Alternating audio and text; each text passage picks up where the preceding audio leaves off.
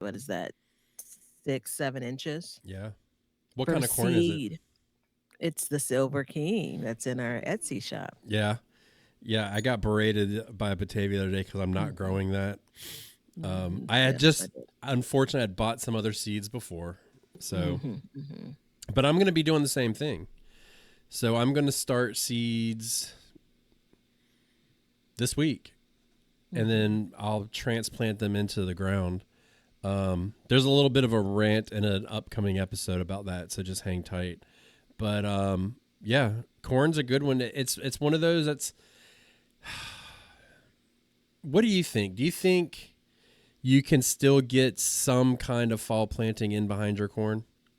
Yeah, for sure. Okay. Like based on when I've direct sowed outside corn like in the early part of June, and absolutely harvested and cleared the space. Or and if I was actually clearing a space, I could have cleared the space and replanted something for fall. Any number of things for fall. I'm just going to say spinach is a good example, right? Because you really want it to be cooler by the time you get to planting spinach. So yeah, Yeah. absolutely. Okay. There you go. So you absolutely have. Yeah. Hmm. Interesting. Okay. So there you go. And I mean, it's not like you could go back behind it though and put like cabbage or something like that, but Yeah, I you wouldn't could. say that. Yeah. So I mean, that's the thing too. We got to break all these fall plantings together, and Hmm. just to forewarn you, as a listener, we're probably going to start leaning into fall pretty heavy because the time is nigh. I Yeah. mean, it is time, and Hmm. it sucks, man. I hate talking about fall, and it's not even July 4th, but I mean that's the way it is. So, I don't um, hate talking about it. I just feel like people are like, just give us a chance to enjoy what we have. yeah, And there is like, it's almost glooming. Fall is actually just, on our shoulders saying, okay, I mean, go ahead and enjoy. Sit yeah, out in the yard, have a margarita, but guess what you're not gonna have? you ain't gonna have no crops. Mhm, Yeah, mhm. so corn, and I mean, just when you go to put it in, you can obviously, like, for me personally, I have some squash plants that I'm waiting to finish up at this point. So I'll be starting them in seed cells and then transplanting them over. You can also just direct sow them now as well. Either way, it doesn't really make a big, huge difference. Sorry, my glasses are bothering me. Um, so you could do either one. Just remember that if you're putting it behind something, corn is a high nitrogen feeder, so you're going to need to be prepared to really, pump some nitrogen to it.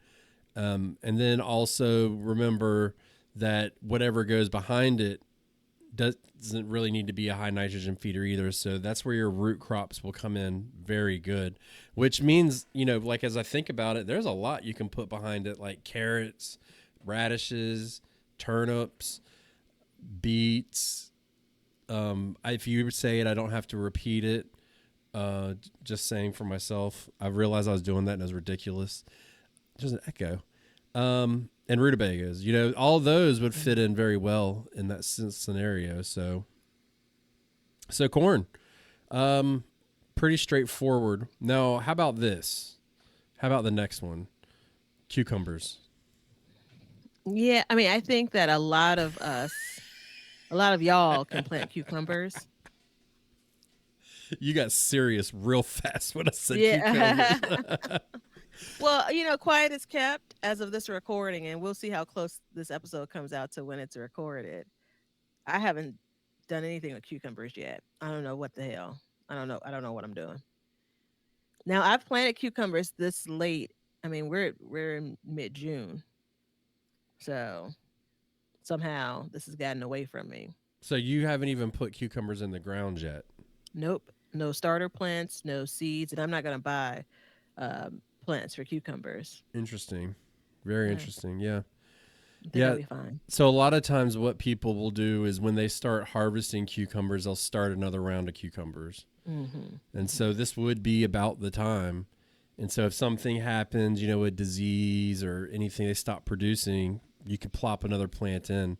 And that's a Yeah. really good filler, especially if you have trellises. Trellises, I have a love-hate relationship with them. I love them, but I hate them because it's like I run out of things to put on trellises. And I'm not really big on putting things on the trellises that don't need to be on trellises. I know that's a Mhm. trend and it's been a Mhm. trend for years, and I can't come up with it.